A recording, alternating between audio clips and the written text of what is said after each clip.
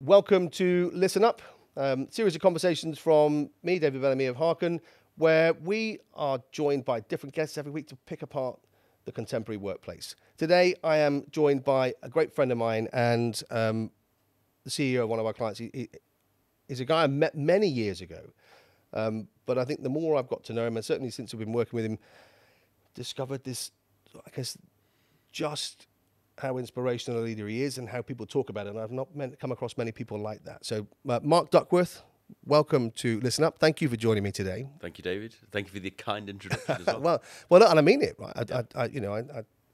We'll talk about this, but of course, I have a wonderful window into life inside your organisation with Harkin. And I don't think I've ever seen people talk about a CEO like they talk about you. It's terrific to watch. So,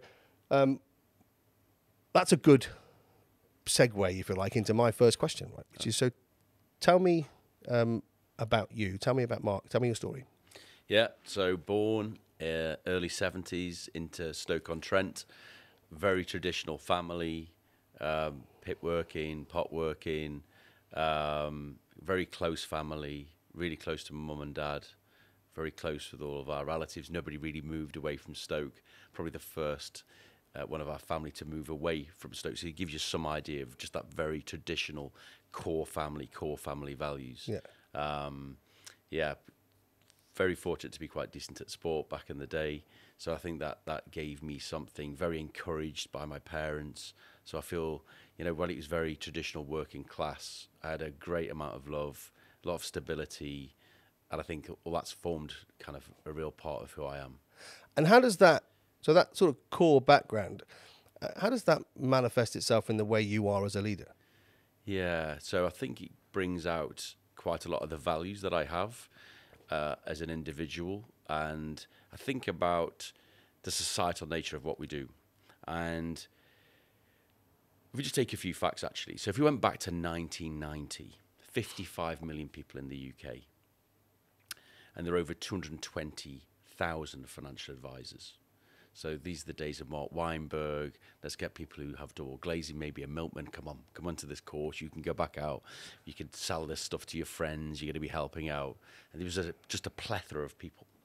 And yet you roll forward now. So we're in a society in the UK where we've got 67 million people. But the number of advisors dropped from over 220,000 to just 27,000. Wow. So there's a lot less capacity to serve. And what I fear about is that people like my family are the ones that get left behind. So I don't argue the fact that we need to drive value into the way that advice is given. But if people aren't getting any advice, where's the exchange of this? So what's driving me, honestly, is how can we give more advice to more people than anybody else? Yeah. And how can we make sure that it's more accessible? And along with that access is engagement. If we could solve one thing, it would be how do you engage more people in financial services? Because people are not queuing around the block, are they? Saying, oh, can you help me with my protection needs? Or can you help me think about my goals and one plan for my future? So what's really driving me is how can I make this more accessible and get over the hurdles of I might not have earned enough, I might have too much debt. Yeah. I might be thinking of all these barriers about I don't want to share that with somebody that I don't really know and trust. I want to break down the barriers and just make it more accessible. I want it to feel more it's about a life plan, about somebody sitting alongside me through life. And what a privilege that is to sit along with somebody and share somebody's progress, the highs and their lows. And it's all those things I think marry. But what shines through for me is let's make sure that this thing's accessible for people and more people in the UK. Yeah. Because too many people don't take advice. And that's interesting, right? So I'm going to just dive into a couple of bits there. Yeah. So a lot of what you were describing was trust, or sounds like trust. And how do you bake that into an organisation?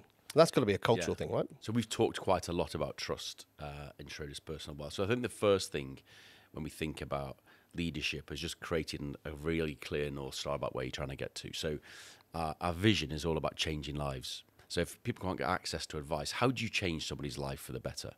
And everything that we do, every person that comes into SPW every day, whether they're directly in contact with the client or not, and whatever they're doing is changing a life, just directly or not. So testimonials from clients, really important.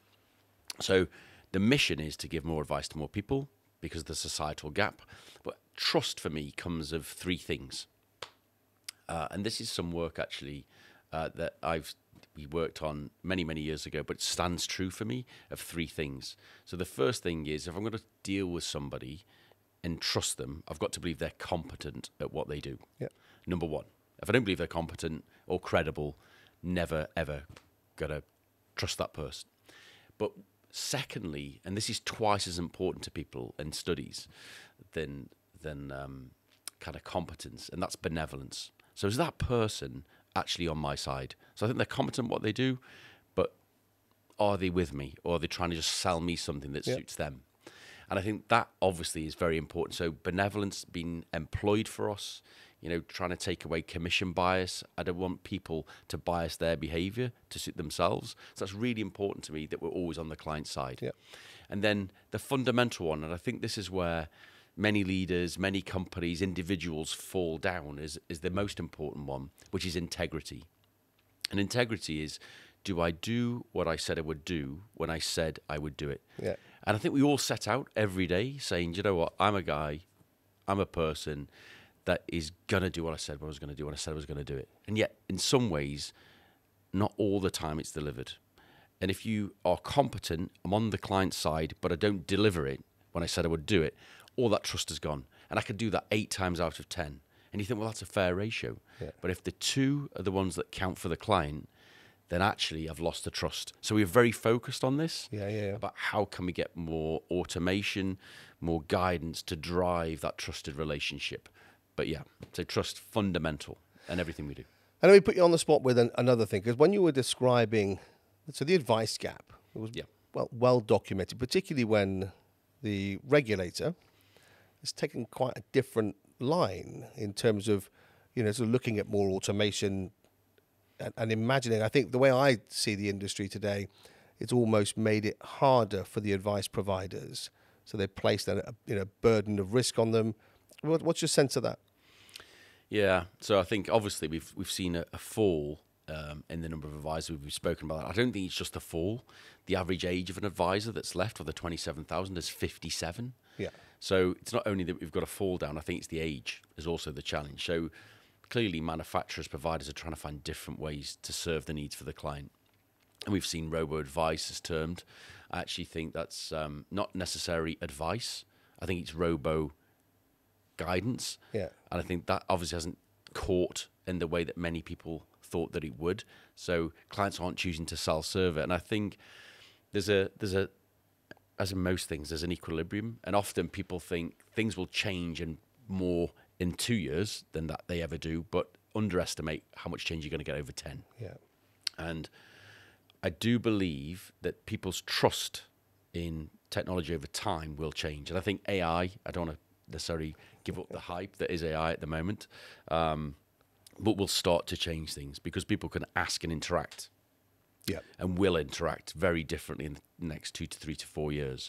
And that trust will come.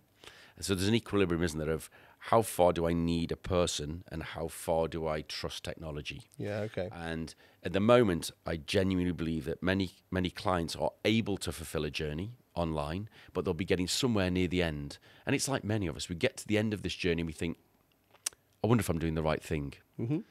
Before I press that button to decide what is a significant sum, should I talk to someone? Have I done the right thing? And I just need that guidance, that prompt at the end to help me through it.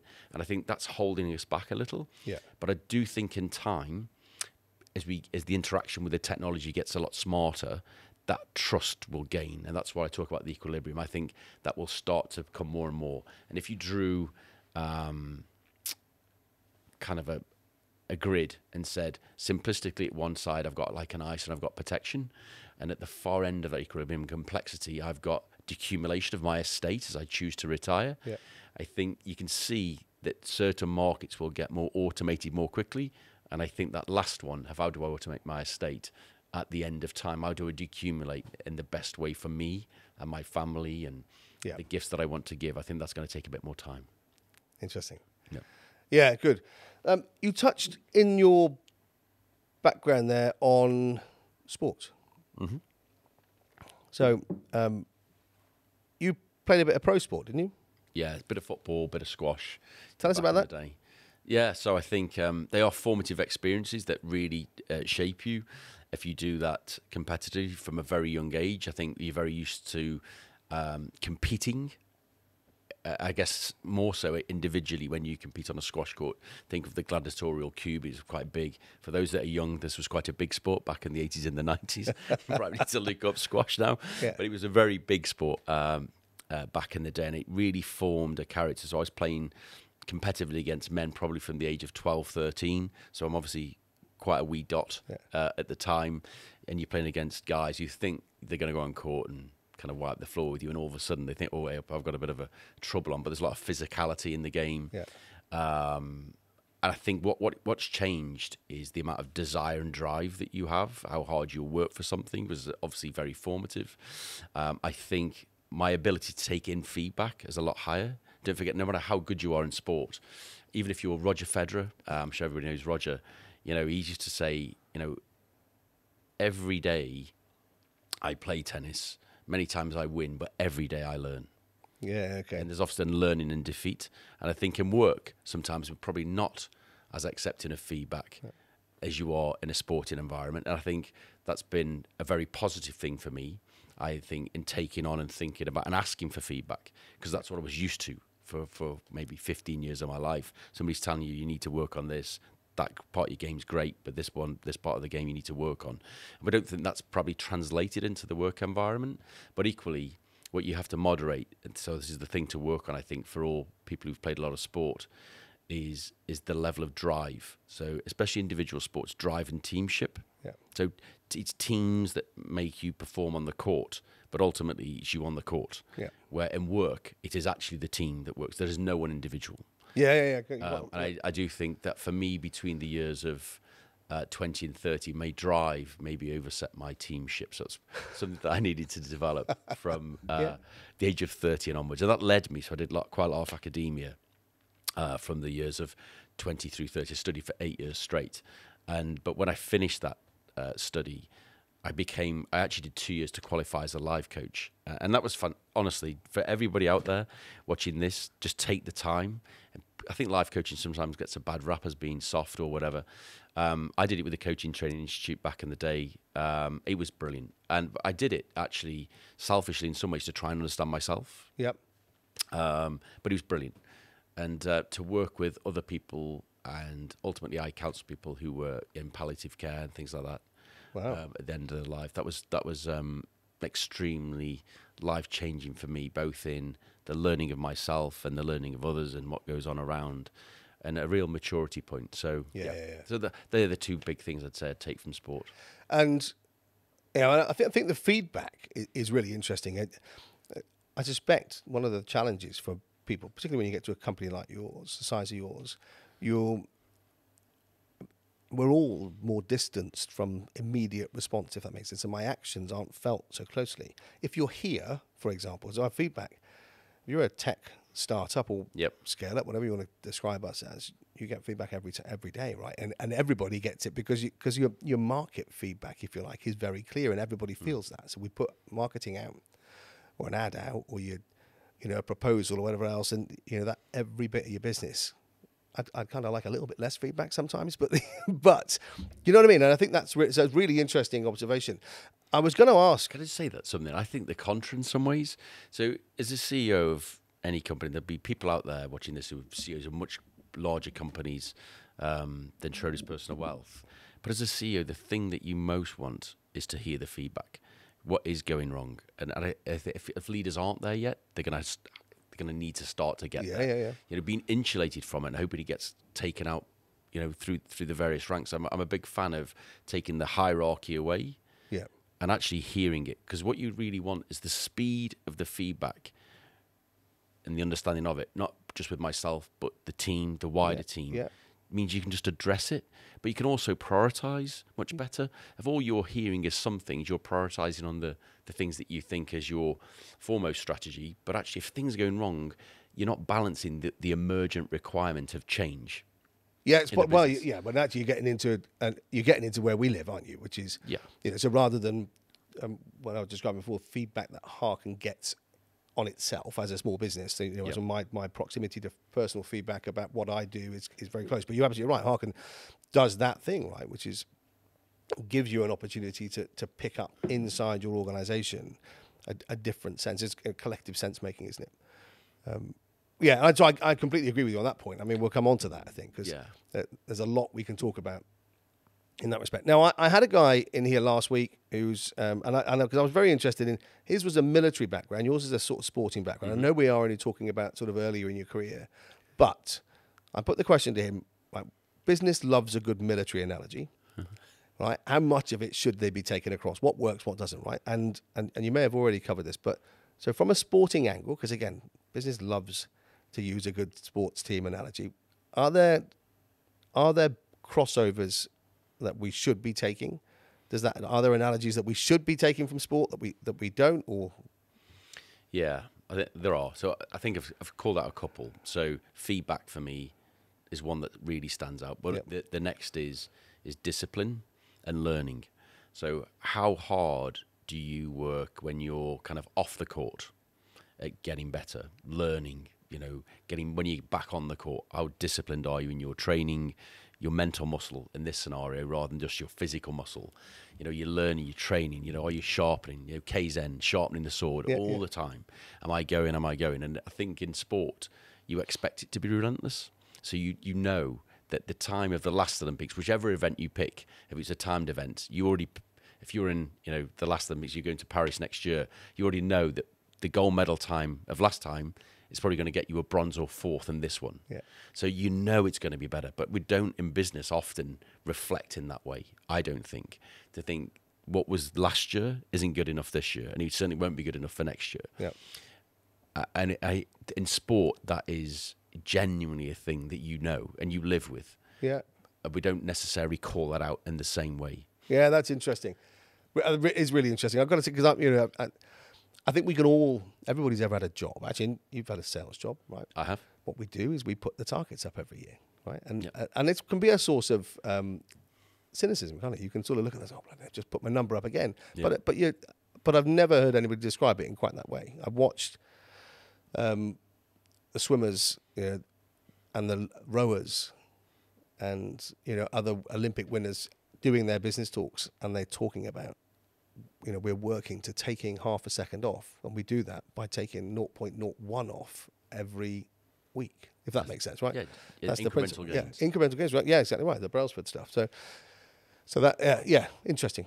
And so I think that's a really positive aspect of it, and in some ways, success and failure are very obvious in sport. Yeah. So either you win, it's on a squash court, you're walking off and you're winning, or you're learning, to use Roger Federer's line, right? But in work, sometimes we blur the line. Yeah. So in sport, it's just obvious. And so you've got all that gain and that discipline, but if you're winning or losing, but you can't contextualize it. So often we might say, your sales numbers are going up, David, next year. And you might say, but you have seen the cost of living crisis, Mark, right? And you have seen inflation is now running. It seems to be a little bit out of control. These things can be slowing me down. But in sport, you just don't get that. Listen, we walk onto that court together, you or I, one of us is winning and one of us is learning. And when we walk off that court, and you've got to leave it on the court. Yeah. And the great thing about work sometimes is, every Sunday, prepping, I can't get out of it, right? So it's just like sport. So I've gone through my week. Been to Sunday afternoon, I'm thinking, what's coming in my week and what's in the quarter, what's in the half year, what's over my next year. And it's just a cycle of discipline, and it never stops. Yeah. Because I want it, you know what I mean? That has never left me. I really want this, and it isn't driven by money at all. It's actually driven societally. I do want to make a difference, and it will never leave me. And it drives me, and it just keeps pushing and pushing. But I'll never rest until, in my mind, that's starting to be rectified and turned, because I genuinely believe people will be better off if they had financial advice. Yeah. Okay, good. Another good segue. Okay. Because I remember years ago talking with CEO of a client at the time about the 3-year strategic planning cycle. So they've been into their well, so what are we going to do in the next 3 years? And he said, the trouble is, he said, that process is starting to feel increasingly redundant because I get 6 months down the line and it's all out of date. And it feels to me like it's getting faster. May not be true, but it feels like it is. It's certainly difficult. And so there's that sort of leading through challenging times. Everybody would say it's always challenging, right? But it feels to me like it's particularly difficult for some of the reasons you've mentioned, particularly in your sector, right? Yep. So how do you deal with that as leading an organization, keeping people motivated, happy? What's the right expression there? But you know, how do you keep the organization moving forward? Yeah. So there's a real part of listening, I think, in these moments of leadership. So you've got to think about the organization. So often when people say cost of living crisis, COVID, you know, inflation running at north of 10, we've seen pay rises, you know, between February and April being at the highest rate for the last 20 years, which is further fueling the inflation. You know, is this now structural? How long is it going to run for? You know, apply that methodology and think about the people within your organization first, because people only get on the court and perform if they're clear of mind. Yeah. If I'm worried about, you know, whether I can meet my bills, or, you know, you can't segment home and work so much. One pollutes the other. So everybody's happy at home, you can bring more to work. If you're unhappy at home, you're going to bring less into work. Yeah. So now clearly that doesn't mean I'm working with every single individual. What it means is we're trying to understand that. Yeah. Because you want to help that. Because I want people crossing that threshold, opening the door, walking onto that squash court thinking, hey, I'm ready to perform. I'm at work and I'm good to go. Yeah. And I think every employer has a role in trying to think that with their team. I think then you think about what you're trying to get done. So societally, the way I see it is clearly if I'm trying to work with you through life, what's really changed in this market from our perspective is the cash-free rate or the risk-free rate in the market, which has been nothing almost since kind of 2010, since the last turbulent crisis of 2008, is clearly up. And we've seen the government bring in interest rates last Thursday of 5%. That means we're going to see a number more bonds and other instruments issued over the next few weeks for clients that are of a rate, probably close to 5.5%, you know, over 2 years, a year, whatever. And we need to be talking to clients about that, you know. But all I would ever say to people that say, well, I've got that risk-free rate, that's great. And it is great. Two things. One, will cash always outperform the market over time? I don't think so. And two, I'm just locking myself into a loss because I already know what inflation is, and inflation is a lot higher than the rate that's been offered. Yeah. So clients in some ways need the help and guidance more today than they did before. So you have two lenses to this. One, I could say it's just a difficult market. Or the other lens of saying it is, actually, I need to spend more time with my clients because they probably can't assimilate all of those little individual elements of the jigsaw to think, my plan hasn't really changed, but I'm having a tough time. I'm probably needing to draw money to pay for my bills. Yeah. You know, if I've got a mortgage, we can now see, and this is a statistic that I don't think is referenced enough yet, but if I have a mortgage on average, I'll be paying $6,000 more this year annually than I was last, which is an incredible number if that's a net number. Yeah, it's shocking, isn't it? Yep. For people across the UK. But they need our help. Yeah. So having so few advisors to give that help is the key thing here. So we need more advice. We need help. We've just got to try and find the fair exchange of value. And so your people are listening to that message, right? So they're going out. And how are they coping? What are they finding? Yeah, so we're definitely seeing more challenges where people are saying, I think I need to go into that kind of cash bond. Then that conversation that we've just played, I think, is probably happening up and down the land, not just in our business, but in every business, where the client said, do you think I should move some money out? And obviously, don't forget, it's been further disturbed by the markets being very volatile last year because the value chains were broken given the Ukraine crisis. And people are saying, well, I'm losing money in one, I can gain money in the other. You know, we've got to be really careful around short-term, medium-term, and long-term planning with clients. Yeah. So in the short term, I can definitely see the need for some clients to want to make that switch. But don't forget, in the medium to long term, it's hard to believe that cash will be the better of the investments over the next 5 to 10 years than the market itself. Yeah, okay. And I think we have to remember that there's a goal here, you know, and what I always want for our business is that we're working on the client goals and we're going to work with them through life. And they're good things. So the first thing for me is my family protected? Yeah. And all the things that I want to have been protected. And this will be, as this is not meant to be a soundbite, but it literally just popped into my head, that more people insure their pets than insure their own income. So let me say that again. More people insure their own pet than insure their own income. Now, think about the volatile markets that we're in. Why wouldn't I think about my income? Because I'm going to look after the pet if I can't work. Yeah. And it's quite strange, isn't it? But only 2% of people tend to insure their own income across the UK. Really? Yeah, really. Okay. Which is quite interesting, isn't it? Yeah, it is. Yeah. Yeah, it is. I I think you said something else in there that I just want to come back to as well, which is the sentiment of your own people. You were talking about, you can't separate life from home. And I think it brings to mind a story. I think we've talked about this before, because I tell enough people this. But just again, I think it's one of the things that makes you stand out in terms of the way you think about your people. I remember talking to, right back at the beginning of this journey when we were still Happiness Lab, talking to the CEO of a large company, and I was describing what we did and how we could help them understand what was going on. And he said, "So, are you telling me that if somebody in my team, their dog gets run over in the morning, that they're going to come to work and that's going to be in my stats, the mood of my camp?" And I said, "Well, I wouldn't necessarily think of it in quite those terms, but yeah, that person's coming to work not feeling terrific, right? And probably not going to perform as a result." And he looked at me and he said, "Well, then I'm not interested." He said, I'm only interested in the stuff that is happening at work." And I think what's interesting about that, so I look back and I sort of can smile about it. I remember scratching my head and saying, that sounds crazy, right? How do we perform at work? If we're expected to put the suit on and forget that our lives are happening. And one of the things that I think that I'm going to take us into, to tell us a little bit about your experience of a product like Harken, because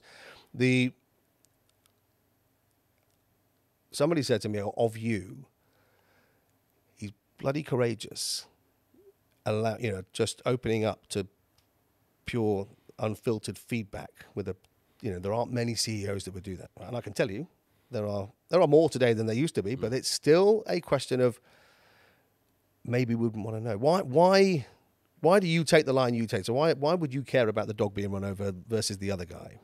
Yeah, I think go back to sport. Yeah. If you're injured, if you've had a bad training camp, if you're just not in tip-top shape, and we as a team know that, I'm going to walk onto that court, what do you expect? Yeah. Right? It's obvious. So why would you not wish to understand that of your people in day-to-day life? Because they're the same impacts. Yeah. And overarchingly, what you can't do is just focus on the one individual whose dog's been run over. But I want to know that. Yeah. Right? So if somebody's courageous enough, so you might say I'm courageous, I would say they're courageous. And we've seen a bunch of courageous stories, right, in our time. But if that person's had a dog run over, I want them to have the courage, not to share that with the team, but to share that because I want to help. Yeah. As a leader, it's not just about the on switch and pushing things forward. It's actually about taking it in. And just as we want to be with our clients, where you try to help them through the tough times, then the good times, I want to help everyone in our organization when they're in tough times, in good times. People often think if you're the CEO, all you ever have is good times. Yeah, and that's, the funny thing is, everybody has bad times and good times. Yeah. And what you want is to be surrounded by a company that you think cares for you, both in the bad times and the good times. And that leader, often I think people don't want to hear it because people don't want to hear bad feedback. Yeah. But you've got to get through the feedback, because if you don't listen to the feedback, it festers. Take the feedback in. Yeah. Really, people used to say, feedback's the breakfast of champions, and we used to hear it back in the day. And I don't necessarily say it's just the breakfast of champions. What I mean by this is you've got to be tough enough to listen to it. Yeah. And if it's bad, take it in. And don't try and push it away and say, well, that must be one individual. If you're getting themes of data, understand that you're hearing it very quickly, which is great, but listen to it. Yeah. Because the people aren't wrong. Yeah, no, well, quite right. I think that you touched on a few things there. I'm just going to sort of talk a few things about your organisation from our perspective. You've heard me talk about this a lot, but there are things that we build this product with the idea of tuning into a sort of what's day-to-day life for people. And of course, we're all used to a cycle previously where we ask you some questions and then management goes away and does some stuff. And then we do the you said we did, and then everybody goes, oh, well, that's not what I meant, right? Yeah. And I think the reason for that is not, again, there's something wrong about a cycle where everybody's trying to do the right thing and nobody's getting a better outcome. And what's been really interesting working with your organisation, and it stands out for us in several ways. One is how quickly and naturally you got to this devolved sense of we can all do something, right? So it's not about I'm giving the company feedback. Yeah, sure. People are checking in and saying this is what's going on for me right now, and sometimes there are some instances where it's been quite pointed, right? Some very conscious and deliberate feedback. But actually, what's happening is people are leaning in a different way, and it brings up the sort of the key thing that I think jumps out from your company, which is a culture of care. And I want to ask you about a couple of specific examples, if we can talk about them, right? Because the thing that I think really marks Schroders Personal Wealth out for us is the level and the frequency with which people will go in and share life stuff, right? So just stuff that is life. And they're feeling individually heard and listened to, sometimes because they'll get somebody from the exec pop in and respond if it was specific, in their area. But more often than not, just feel like they're cared for. And I think, again, we talk about this number a lot, but, we all want, why do we want people to feel cared for? Because care brings about trust. 84% of trust is derived from feeling cared for. And why do we want people to feel trusted? Or why do we want them to feel like they trust us? Because that's what gives us influence. When we want to move an organization, when you think about all the stuff that's going on in your world, we move a population because they trust us. And that makes sense. And so your place, I just think you see care coming out in such wonderful ways. And we have some good stories. Can you tell me a few things about your experience of Harkin, so rather than me talk about them? Yeah. So when people are posting, and it isn't necessarily the dog story, but people who posted about a number of things in their life, and then people might post, I'm frustrated at work today for this reason, or people may post, I'm frustrated, but it's not work. I've got some problems, and often you think, well, it'll be leadership that then jump in, and it isn't. The great thing I think about our organisation, something that I'm really proud of, is the colleagues that jump in and respond. Can I help? Can I think about? And don't forget, all this is anonymous, right? So, but the amount of people that go over the top and give, and that is actually more important to me than the leadership response. But we will get other things where people will say, "I'm frustrated with this at work," and I love the fact that a member of my team or the management team, the leadership team will come straight back over and say, can you just be a bit more specific? What is it that's holding you back? But this is the drive. Everything's for the client. So if somebody's frustrated, they've had the courage to say it. When you first start typing in any organization, the key of myself and the team and the company is how you respond to that. Yeah. So when we first started, if somebody said, I've got a real problem with something at home or at work, think of your first response. Right? Don't just let that be, oh, well, I don't really care if you're not showing up at work. Just think, if you say you've got a problem at work and I can't be bothered to go over the top and say, sorry, just I'm confused or I want to help. What specifically is it? Yeah. That is the company. But it's the speed of which you can do it. So people may be running surveys every 3 or 6 months. You're never going to get that feedback. And to be honest, it doesn't have the same pith. It doesn't have the same opportunity to change the company. And it's the feedback loop that you're creating. It's the speed of it.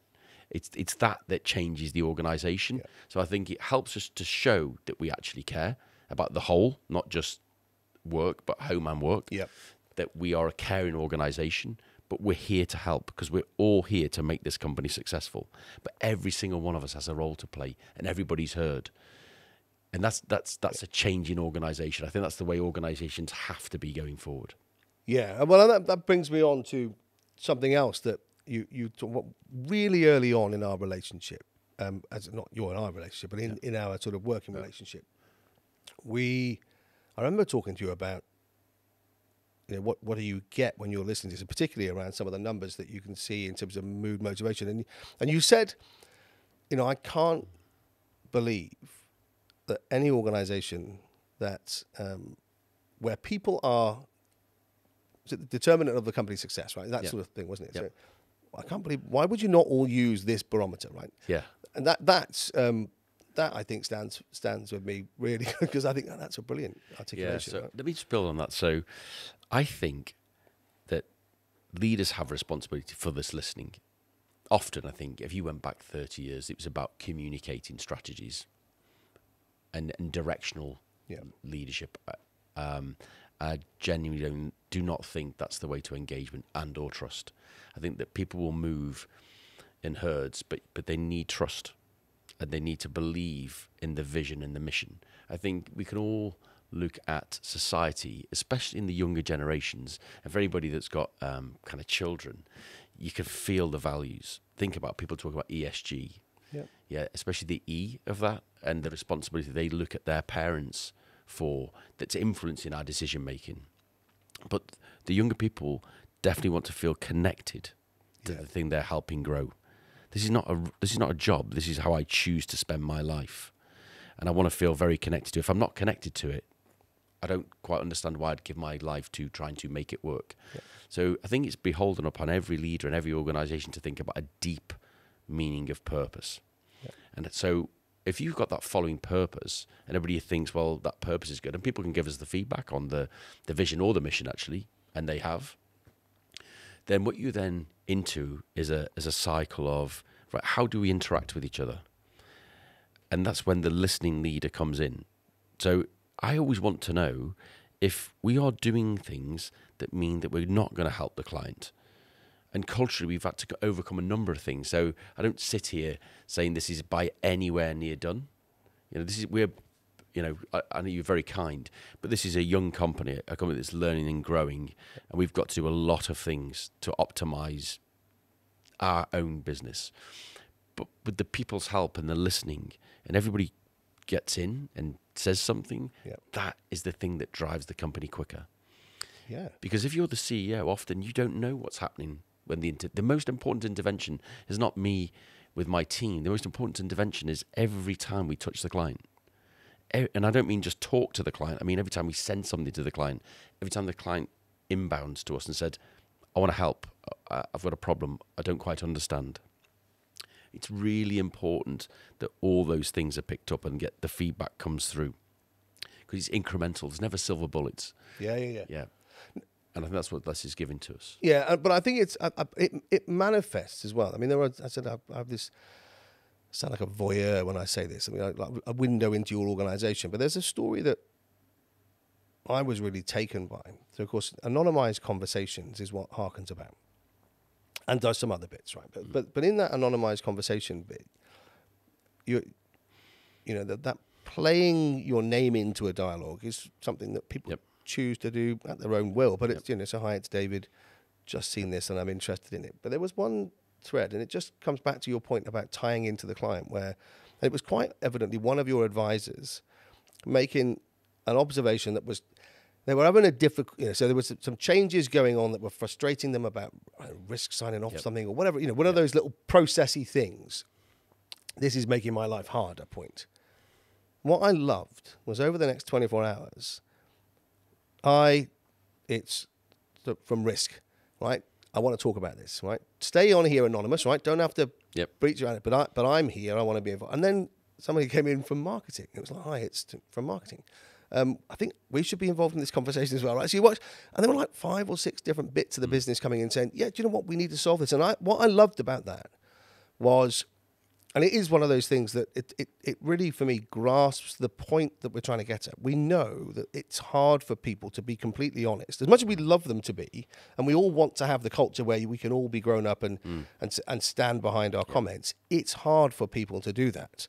And so you see that sort of sense of, I'm going to respect your anonymity, but I'm going to waive mine for this bit of the conversation because it's important. And I sort of love that because, again, it was one of the first times I'd ever seen true sort of where this problem comes from is irrelevant.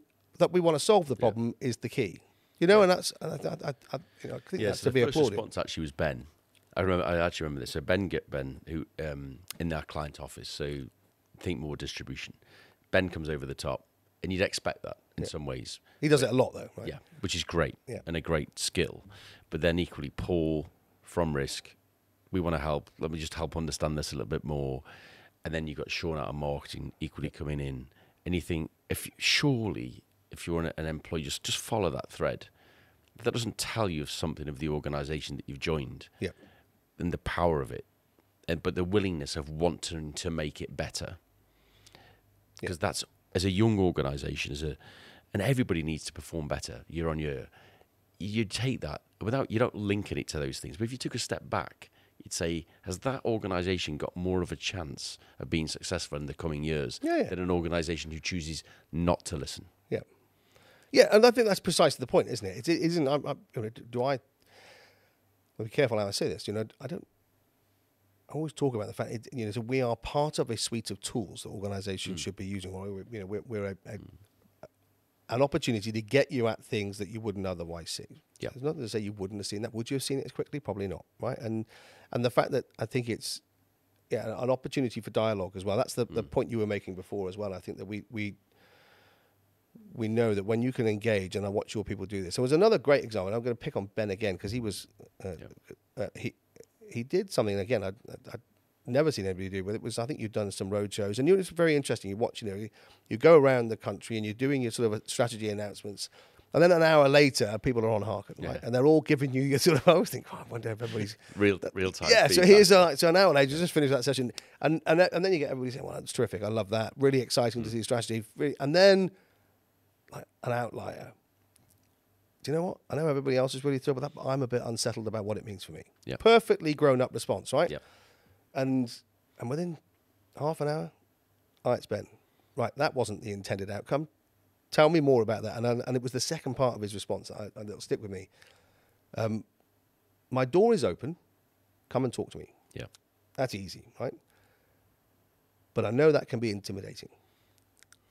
Talk to me on here where you can stay anonymous. I just want to know more, right? And I loved that. I absolutely loved that, because that, again, just accepting that it's so difficult where there is a power dynamic. Ben might be the most approachable human being on the planet, but it doesn't make him any less scary. He's like you, right? So I know this as well. But as great a guy as you are, you're going to be intimidating as hell for some people, right? And that's just nothing you can do about that ever. Yeah. And so that just playing into that sort of conversation, I think, is really is a really powerful thing. So there are a couple of things in that, aren't there? So the first thing is, if you do not use a tool like this, you're choosing not to listen first, right? So don't pretend, you're choosing, like the guy with the dog, you're choosing not to listen to that. Yeah. And I think that the second thing and the most important thing to take is we genuinely want to hear from people, and it helps you get rid of the hierarchy. It helps for somebody to say, listen, I don't agree. If you follow politics at all, think about an election, and one of the most impressive people I think I've seen in my lifetime to become elected is Barack Obama. So I'll take it away from the UK just to give it a little bit more. I did wonder where you were going. But the guy gets in, he's probably got like 52% of the vote. Yeah. So, 360 million people, he gets half of it. And he's Barack Obama, and he's an impressive guy, right? I think everybody can relate to Barack Obama and his run and think, how impressive is this? But 48% of the people disagreed. So as leaders, just get that into your mindset, that actually not everybody's going to agree. I actually want the people to speak out and say, why not? Those that agree, in some ways, it's like you've won the game. The learning comes from those that disagree. But you've got to enter that leadership mindset that you want people to step forward and hear it, because it is difficult to hear. Obviously, everybody is a leader in life, whether it's with your partner or your family. You all want to know that it's great. But I think often some of the best families you can be involved in are the ones that argue quite a lot, because they want the best for you, but they're going to tell you. Yeah. And it hurts, feedback from a family member that's negative. Yeah. I think we more may have had that over time. That's the one. Yeah. So, but just be prepared that that's the right thing, because that helps you move forward faster. Just as feedback from a coach in sports and you're just doing that wrong. Yeah. Because I want you to be better, you're going to need to change that. And sometimes changing can make it feel it goes slower before it goes quicker. So you've also got to be just ready for that. But they are the right behaviours. Yeah, and listen, a brilliant point. You brought to mind something else that I want to talk to you about, which is I'm thinking about, I guess, more marginalised voices. Yep. Let's call it that for a minute. Right, so I know you and I, over a dinner one evening, were talking about, well, in fact, you described it earlier on, actually, in a slightly different way, where you said, I was more of a solo player thinking about the outcome, right? So, but part of that makeup, because it was very much like me, right? So you used to irritate more people than I intended to, because I was singularly focused on what I was trying to achieve, And but one of the things that I think we shared was a sense that when we would walk up to CEOs of companies and say, the companies we were working for, and say, I disagree with you, right? There was never anything of a sense of not listening because of who said it, right? And one of the, you get your arm around you. In fact, I remember a guy I joined independent insurance, right? Now defunct, but I joined independent insurance, and we had one of those sort of, they bring a couple of the board along. Yeah. And I sat next to one of them, and I spent the entire dinner telling him, having just joined, they'd headhunted me out of the firm I was at, why I thought the company I just joined was terrible in this one particular area. And he listened to me, and I looked back on that and thinking, and then he demanded that I write him a report on it. And then 2 weeks later, he phoned me up and said, "Where's that report?" And I was like, "Well, I'll get to it." And I think it's just these are weird things. But this guy was the point, I think, is that I was treated in a particular way that I'm convinced, part personality, but not everybody gets treated that way, right? So that your opinion doesn't count quite so much, and it's part of the point, I think, of anonymized conversations, right? So, the point, where am I going? When we think about being able to speak our minds without consequence, more lately I've become aware of the fact that maybe that isn't the same for everybody, right? Yep. So tested that, right? So I asked your chief people officer, Faye, whether she would have, what was it like for you in your 20s? Could you go up to someone? And she said, well, I have an experience of that. I did. And I got more than a metaphoric hand in the face. I got a physical kind of not interested in hearing from you. I mean, what do you think of, I guess, the way that attitudes to inclusion is? How does that shape itself in the way you think about voice at work, your employees giving you feedback? Yeah. So I think what you're defining ultimately is the culture. So how can people behave? And it's that behaviour day to day and what people do that creates the culture. And if you are not facilitating, and that's everybody in the organisation, and fostering an acceptance that I want to hear from you, be it good and or bad, as we just described, people will not show up authentically to your company, and they will not bring all that they are to your company. And sometimes these things can sound a bit twee, and this is not twee, although it may sound it. This is genuinely what makes the difference. If I feel that I can come from home and be myself and say what I want and how I feel, sometimes it may not be the most eloquent, but it's from the heart. Yeah. Not just I've had to think about it. I don't know whether what's quite interesting is the mental side of that or the heart side of that. Because you may have sat and thought before you gave your feedback, in my head, I'm going to balance this out. I'm going to say, I've got these 5 things that are great, and I've got this one thing that I really would like to talk to you about because it's not very good. And then logically, objectively give him those 5 things because you're well prepped on it. But I actually want people just to show up and say, I'm a bit frustrated with that, actually. Why are you frustrated? Tell me why you're frustrated. Because sometimes things are feelings. Yeah. So, and often it's the feeling. Because if everybody's in this place where, I genuinely believe this, people want to get up and do a good job. Yep. All I want them to want to do is, I say this often to them, I want you to spring out of bed. I want you to have a vision where we're not just falling out of bed, you're springing out of bed. And you're springing out of bed because we're all going to the same place. And we'll all be successful when we get there together. We'll all mark that success as we do. We've got little marker posts that we have as a company. But we're all making this happen. And if that's not happening for every reason, tell me why. And some of that is objective, but some of it along the way is frustration. This isn't working the way that I thought it is. You said something earlier. You said, you tell me that, but actually that's not how it feels for me. You said you were going to improve that. You said we did. Yeah. But actually that's not how it feels for me. And we've got to try and bring that. And every organisation will go through this. But you don't want to bury that because you'll lose the incremental effort of the individual. Because if you don't take that in and think, do you know what, not even a hand in the face, but a little bit of a wagging finger, like, don't say that, then you start to lose that sense that the company can be all that it can be. Yep. I completely agree. I think that's there's some other good stuff going on with your organisation where so it plays into the same thing, because I think this inclusion. So I feel like although I live in this world all day every day, I feel like in the last 12 months I've suddenly got my head around inclusion in a totally different way than I had before. And so I'm watching your guys right now starting to talk.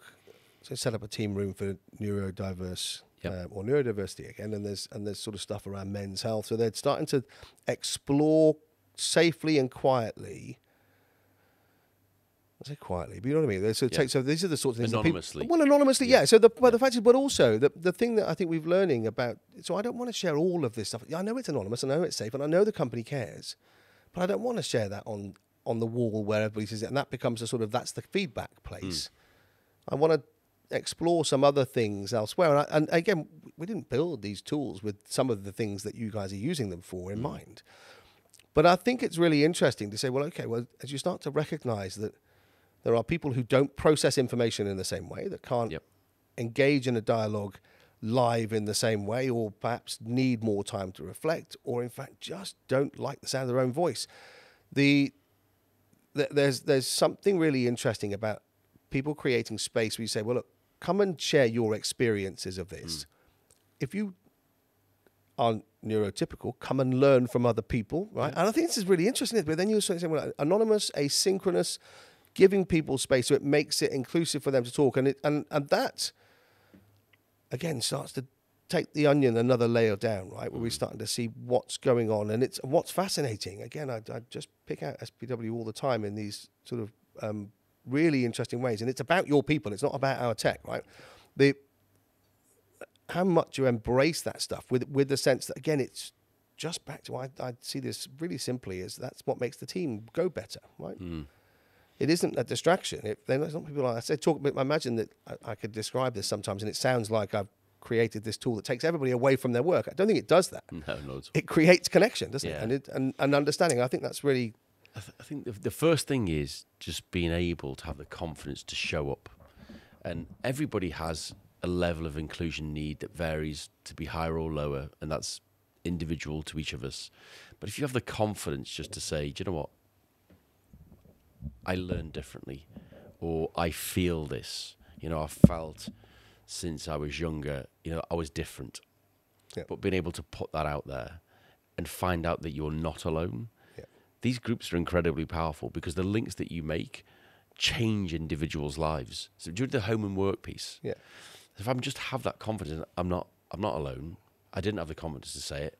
Actually, even though I'm saying it anonymously, I haven't had to go out there and say, my name is Mark. And so it's given me a bridge. But just think about that individual when they go home.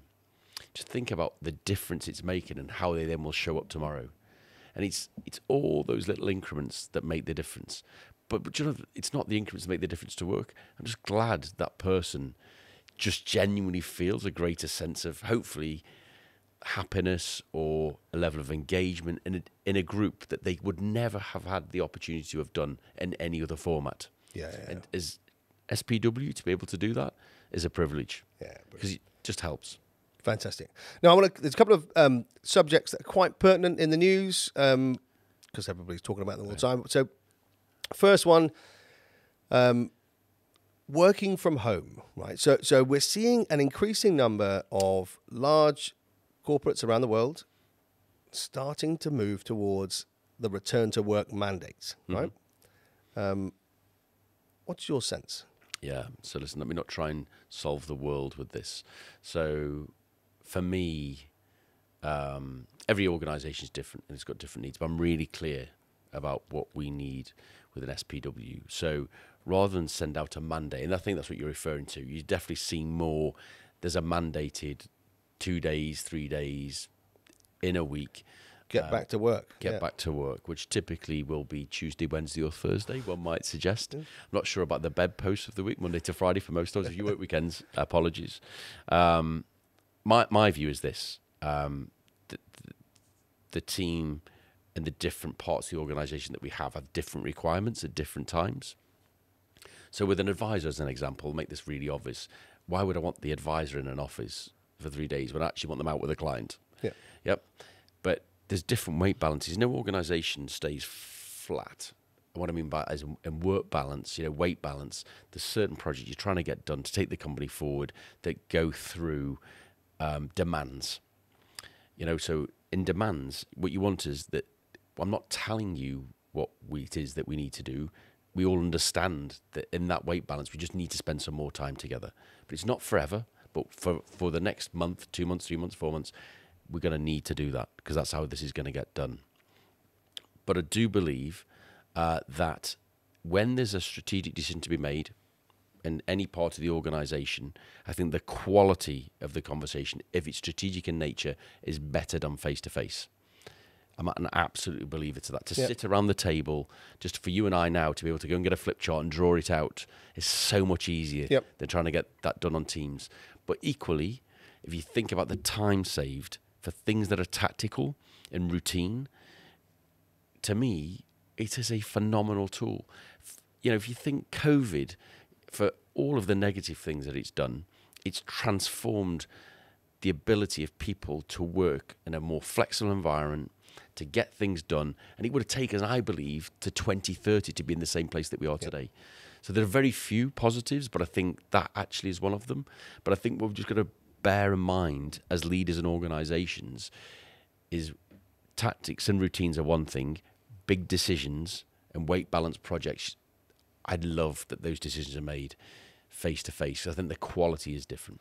Yeah, and I'd agree with that. I think that, again, in a previous conversation, I was describing having our little team in because you're in the office today. There's nobody else here. We're fully remote, right? But but once a quarter we have one day when I want you to come together, and we spend that day doing stuff that is about connection. But it's work. We do work, and there is no doubt, right? So I get all the benefits for the guys at home. I know why they want to work that way, but we do different stuff, and it's a different quality, and we go away feeling differently. You've come off a team meeting face to face, feeling connected and engaged with one another, excited, and you come off a Teams call, and it's just a Teams call, right? If that makes sense. And I think so. I'm absolutely with you. It's interesting. So am I sensing you're not about to issue a mandate? For all the employees here, no, we're not. So no, it's not a mandate. But one of the things at an academic level, just to step back from, and whether you're, wherever you are in your career, whether you sit in your organisation, just think about this. Think about the contract pre-COVID that we had and what was expected of us, employee-employer, has changed. Yeah. And we've got to find the equilibrium to this. So it can't go too far where the employee will say, I'm not doing that, I'm not doing this. I think the employer has got to find the right path, but equally the employee's got to find the right path. So I think I'm being very flexible. This is about getting the company done in the right way. Let's balance tactical and strategic and those decision-making things. But equally, it can't be that when it's called upon, the employees have rigid systems in reverse. Well, yeah. I'm sorry, but that doesn't fit in with my life. Yeah. And we're in danger. We just got to be very careful that we can go too far. Yeah. I mean, I think there's a sense in there that might be that might be an outcome. One of the things that, again, you're starting to see this in organisations around the place is just people saying, look, actually, well, maybe what you want from work and what we want from people are no longer compatible. And we probably should be a little bit less rigid. I think I always feel sorry for organisations that make a statement about something and then everybody jumps on them, because I think, well, okay, well, I understand you might not like what they do, but you don't work there. Yeah. Right. So that it's employees can have a conversation about it and talk about what they think about it. But I suspect that people outside should probably stay away from it, and because the context is everything, isn't it? Absolutely. And some people will want it. And of course, we know, as you rightly point out, that in every organisation there are inequalities. The ones that you can't avoid. So some people need to be in certain places and other people have entire flexibility. It's just the nature of most companies. That's why I think an overarching statement to everyone doesn't work, does it? Is probably not the right thing. But by team, we can see that and judge that far better. But there's going to have to be, there's a contract, isn't there, that says we expect as an employer you get paid. At its most base level, it's that. But it's how that person wants to choose to show up, the desire that they have. How bought in are they? If you say you've got to be in the office 5 days a week, it doesn't matter where you are. It's how you're showing up that counts. Yeah. And I think not enough is made of wherever you are, how hard are you showing up? At the moment, it's just about physical location. Yeah, it's the wrong discussion. Yeah, it's the wrong discussion, isn't it? Because it's how you're showing up, what work needs to be done. Yeah, and productivity. Right? Yeah, so what are we trying to do? I think that's, we I find myself sort of slightly tongue-in-cheek saying this stuff only because of the size of our organisation, right? We're a very small team. But the thing that, we long before COVID, we were remote only. Yeah. Well, in fact, we was remote only. It wasn't. But the point was, it was entirely up to you. Right? Yeah. It wasn't remote only, because one, we'd make these adverts about sort of you can work from home, right? Do what you like, you fit it in around your childcare cover on the basis that, look, so if you're a working mother, for example, working here doesn't mean 9 till 3. So you got a school run, leg it to the office, and then leg it straight out. It's actually just fit work around your life. I want the outcomes, not the time necessarily. Then we had, I remember when Charlie joined us, and she said, I'm only coming to work here if I can have a desk in the office, because I've 3 kids at home and I'd like to be out the house a bit more, which I thought was really interesting. And the point I think is, I don't even know what my bloody point is now. I think it's balance. Probably. Finding what matters to your organisation.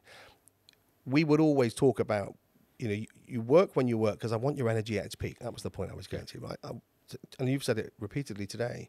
All I'm trying to get is if I can create the conditions in which you're prepared when I have you working for us, you're fully at it. Yeah. And if your energy's gone and you need to go do something else, go do that. Yeah. And then when you come back, be fully at it again.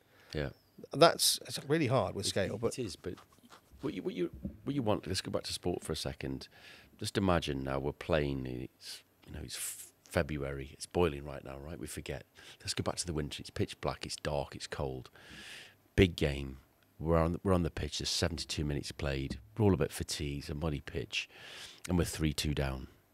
I want to look around my metaphorical organisation and think, do you know what? We're going to do this. We're 3-2 down now, but I've got a team around me that are giving it all when we really need it. Yeah. And that's what we're all after. Every game is different. Every match is different. We're trying to build organisations that will just come together when it really needs it most. And that's what success comes. Success is not a linear line, is it? You just accept the knocks, accept the feedback. But in all of that accepting of the knocks and understanding and changing and adapting and developing, you're hoping that you're really building for those moments of truth when it really matters. Yep. That you're going to step forward and have that confidence in the darker moments. Because those victories taste sweeter when they were worked for. Again, brilliant. Right, next topic. And it ties beautifully into that as well. So 2 weeks ago, Gallup we always look forward to this, by the way. You probably might pass you by as a report because you've got so many other things to look at. But Gallup produced their State of the Global Workplace report, right? And so 2 weeks ago it came out. Shockingly, so it was a record year for engagement. 23% of employees globally are engaged, and I think that they led with the headline. That's a record. Was staggering to me, right? But the second sort of set of headlines they release say that in the UK, 10% of employees are engaged. Wow. Right, and in the UK, they're more stressed and angrier, which is really interesting. Again, this is general population, and Gallup, have lots and lots of data around their sort of study. So it's a reasonably good gauge. But I still find it staggering, right? What do you think when you hear numbers like 10% of employees are engaged, and why do you think that might be? Yeah, that is pretty shocking, right? It's a statistic. So there are a couple of things. Let me just bring this back to SPW. So we measure a thing called good day ratio, so we can see how our employees feel every day. And if we had a roadshow, or if there's been a pay rise or a bonus announcement, inevitably you see a little spike in that. And if things, cost of living crisis, we're not addressing it quickly, we can see that slide away a little bit. The first thing is I don't want to just say it's 10%, therefore we're chasing numbers. But let's not take away from the fact that is pretty shocking. It's shocking. So I'd say there are some environmental factors, and I think that there has to be some corporate factors in what's moving here. So we've got an economic environment that is not conducive to stability in our employees, and everybody's having a tough time. Everybody's going through this, and it's felt, hasn't it, quite a long time, since March of 2020 to where we sit at and find ourselves now. Yep. We thought COVID had ended. We had 1 month, then Ukraine crisis started. Then we saw spiraling cost of living, inflation, lending, all the things we talked about earlier. They are all driving, one sense of self. And we can see this in our clients. We can see that in even post-COVID, people were very, very supportive of, let's save the environment. Let's think more globally about what we can do. As the cost of living crisis is bitten, people go into themselves. So you're thinking about what's right for me. At the same time, culture, we've got, do my values match that of my employer? I'm going to work in a different way. And don't forget what you talked about, working from home. It's not just your colleague who wants to come in here. I think about the people that we had who live in London. They're working really hard. They've got high rent, but they're living in basement flats. Yeah. That's kind of tough, right? So everybody, you're trying to understand and adapt and think about this. So while some people want to be home, some people are desperate to be in the office. If you don't facilitate in offices, you look at the future footplate of how many offices will people have and property strategy going forward. I think that's going to be a huge dynamic in change for cities. Yeah, quite. People who live in cities, out cities. So you're thinking there's all this change going on culturally. Do I feel part of my company? Do I not? How do I think about work? You've seen people 50 to 55. There's been a huge exodus of people. Obviously, the government trying to get those people back. It's not helping us. You've got the younger people thinking, do I want to work in the same way that my parents worked? Do I really think that I'm going to work till I'm 70 in the same way? And we'll never have thought that. Even in my generation, I never thought, I've got lots of choice here. Yeah. I talked about my family right at the top, didn't I? That was just expected. I wasn't thinking of a pathway. I might just go travelling for a while. I might just think differently.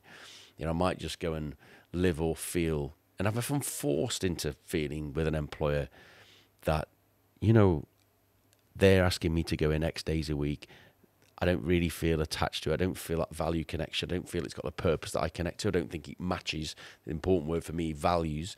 If we don't have those same values, I'm going to feel disconnected.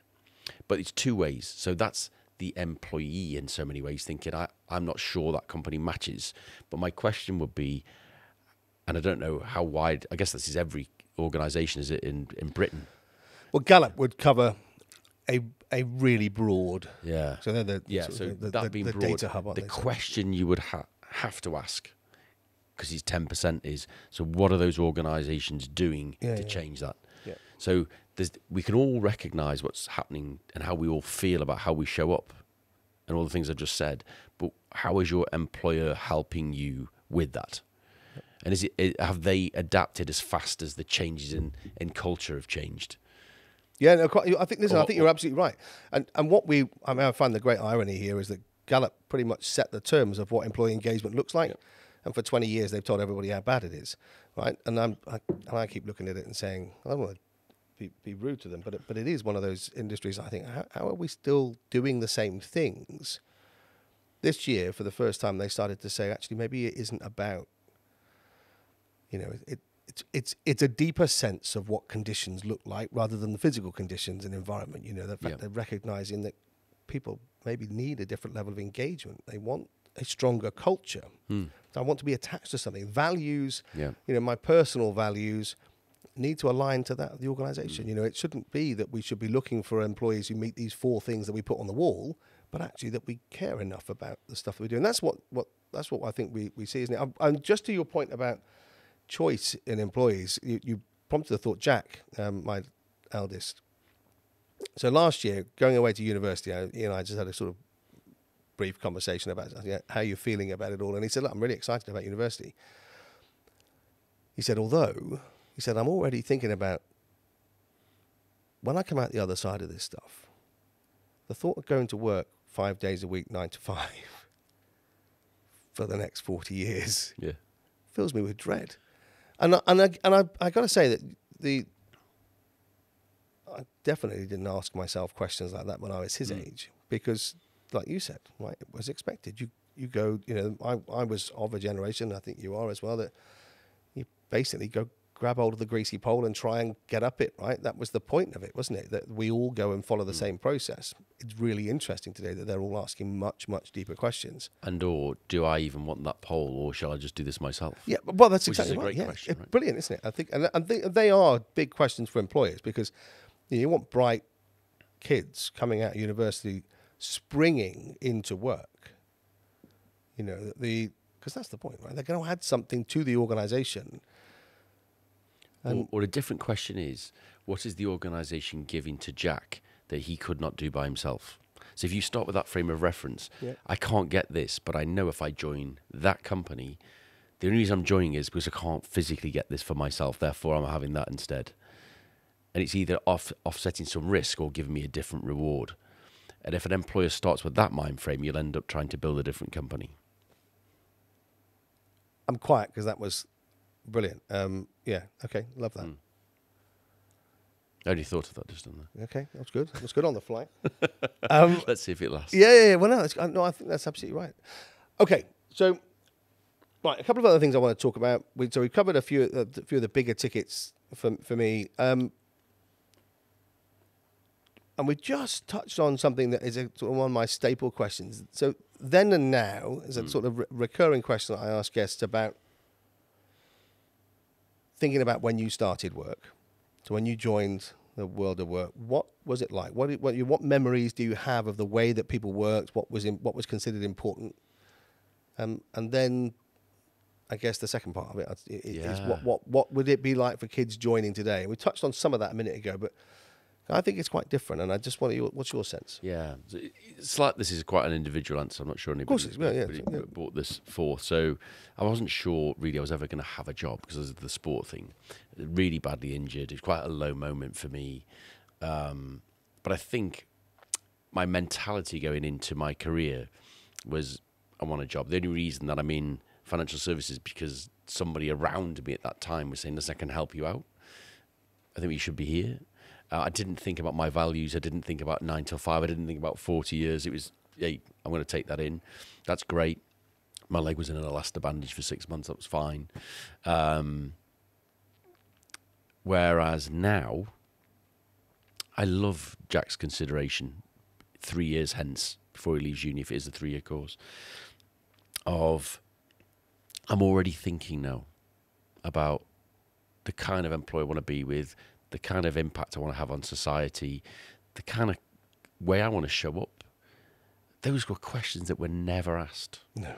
Never asked and never thought of. And I genuinely didn't ask myself of the impact I wanted on society. I was thinking about, I want a role. I want a job. And I think many more people today are showing up in a different way, which is less about the job and the career. It's about the impact. And would I be happy working in a company I feel damages society? Where I'm not sure we'd be asking that question either. I definitely feel that the ESG conversation is a trend that will strengthen as the younger generation moves in. So James, similar age, a little bit older, very, very focused on impact to society. Will they choose to own homes? Will they choose to own cars in the way that we did? Or will they just be more flexible about the thought of, what do we need to own those things for? Yep. What benefit is that giving to me? So all the structures that I think that we thought that we had, which is a little bit of a deeper comment on to bring back to work, is deeper than that. I think it's just societally different today than that it maybe was historically. And it will turn more slowly, but he will not lose his thought. But you and I never ask that question.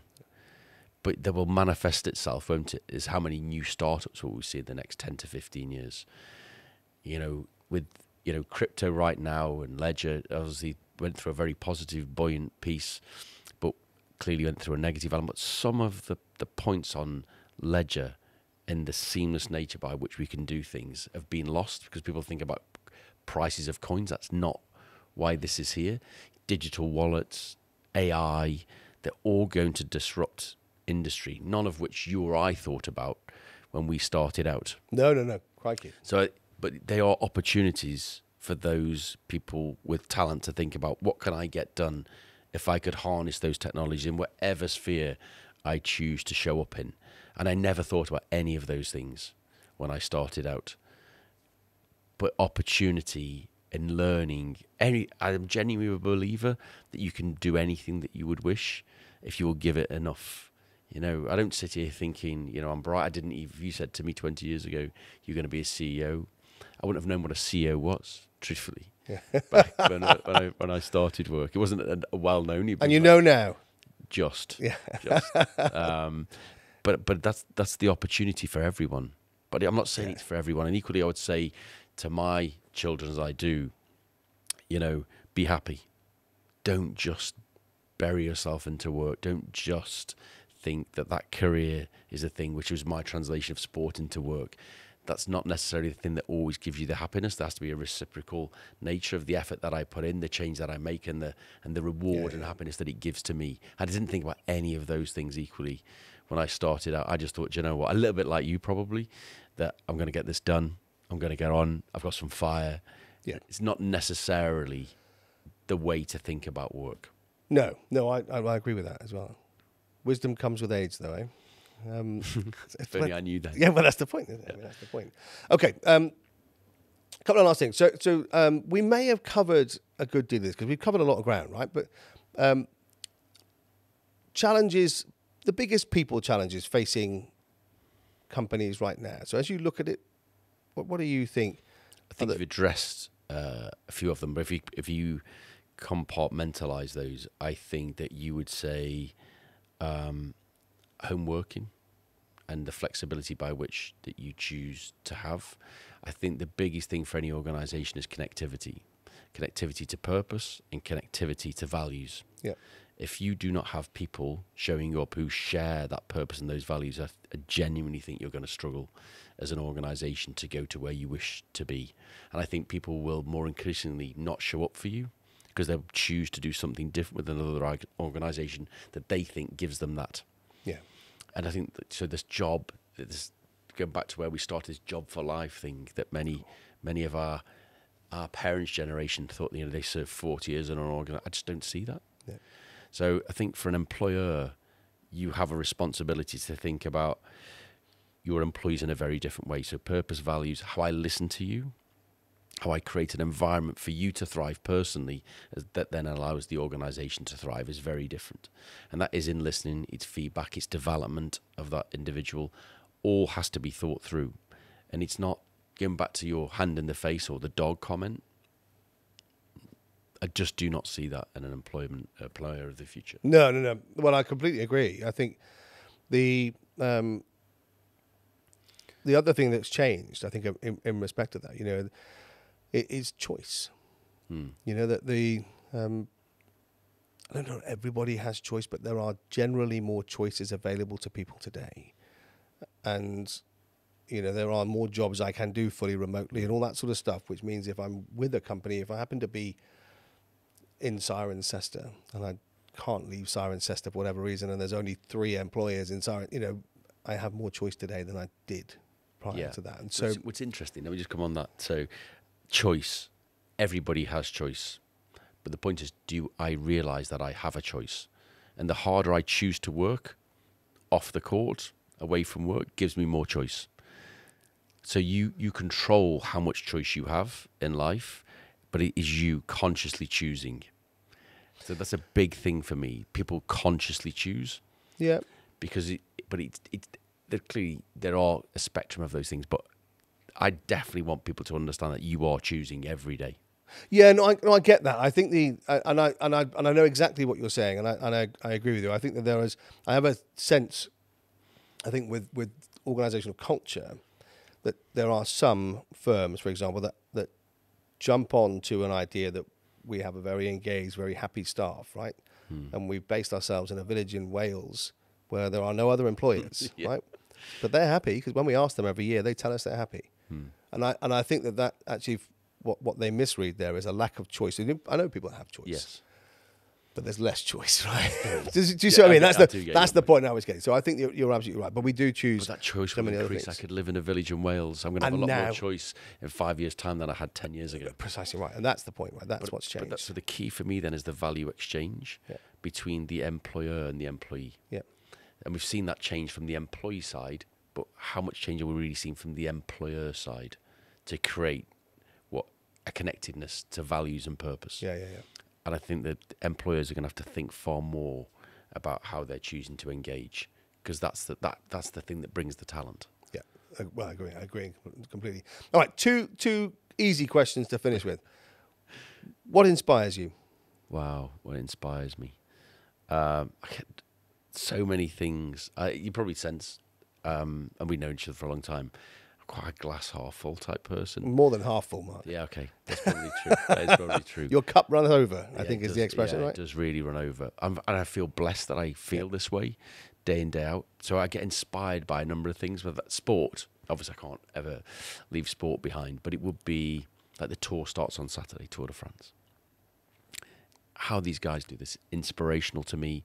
You watch the Olympics and end up watching other events that I never even think that I'd watch at any other time other than once in those 4 years. But you'll end up staying up to watch curling at 2 a.m. I'm inspired by that. Equally, I'm inspired by quiet people that do things for society that often you don't think of. So people who do things for charities in tough times, that got more food banks than we have McDonald's in the UK. The people who are working on those today, it humbles me, inspires me to do better. We've got this Wednesday, we have 48 people within Schroders Personal Wealth who are meeting for an event, and it's called We Change Lives. And these people have all changed people's lives, whether it's through advice or changing communities or doing things outside of work for their communities that have changed people's lives. And every single one of those people inspires me. And that's how we honour that. So we're trying to foster that. It's not just about in work. It's about how we change lives, not work-wise. But communities. I think in everyday life, you should be seeing stories every day that you take and you think, what could I take from that? Yeah. But you've got to be looking for it. Yeah, no, you have, most definitely you have, right? Yeah, I think that's, in converting that inspiration to doing something. Doing something about it. And that's the key. Yeah. You are, again, I see lots of your team doing stuff on social media, and I know they're not doing it for that purpose, but, I was particularly struck, my team know about this, because I was watching a whole bunch of SPW people doing a 50-mile, 100-mile walk last week. That's right, triathlons. Yeah. I watched it. I watched this long line of people walking, and I spotted a Harkin T-shirt at the back, which meant we shared it then. It wasn't you, was it? No, it wasn't me. No, I just love that. But anyway, the last thing, and it's the last question for every guest, is if you had a magic wand, what would you change with it? Wow. That's incredible. Do you get one wish? It's a bit the magic wand thing. What would you do with it? Gosh. there's so many things right now, isn't there? So the thing that first comes to my mind is if you could solve like the Ukraine crisis right now. Is that what you do? Oh, I think there's so many things to pick though, David, right? If you think one wand, so, you know, when you see suffering around the world, and I'd love that, you know, there's a book called The World is Flat, and it talks of, in the future, that, you know, we have a privilege of being born where we were. And hopefully, I'd love that one day we could get the world as flat, so everybody has the same opportunity, everybody has the same things that we have in our lives. Yep. That would be my number one. If I wave my wand, to make the world flat, so everybody has the same opportunity wherever you're born, and you just get on. But clearly, we know that isn't the truth. But if I could wave my wand, I'd make the world flat from that perspective, which is a great book, by the way, for everybody. To everybody watching this. But you know, war. They'd get rid of that in this moment. It's so tough. And every other week we see things, and we saw things at the weekend, and civil unrest, and it just feels tough. So that removing war, making the world flat. And that's not communism, by the way. It's making the world flat, and everybody just no. I heard what you say, and I, for a second when you were talking about the world being flat, I had a moment doubt, but I get exactly what you mean, and I think that leveling out. I mean, that's the point, isn't it? It's leveling out the opportunity that everybody gets. For everybody. And well, we'll call that your wish. Right? And then everybody gets to be happy or get on for their own. We all have it. Yeah. So your own. Yeah. So that's a pure meritocracy, isn't it? So maybe I should have started with that. If I knew that question was coming. Terrific. Listen, I just want to thank you again. For, I love what you guys do with our product at SPW. No, thank you for what you give to us. Yeah, thank you. It's been making brilliant. A big difference. And for you taking time out of your busy schedule to talk to us today, I love it. And I think that people will find this as inspiring as I see you doing for your own people every day. So thank you very much. I hope somebody gets something from it. But thank you, Mark. Appreciate it. Cheers.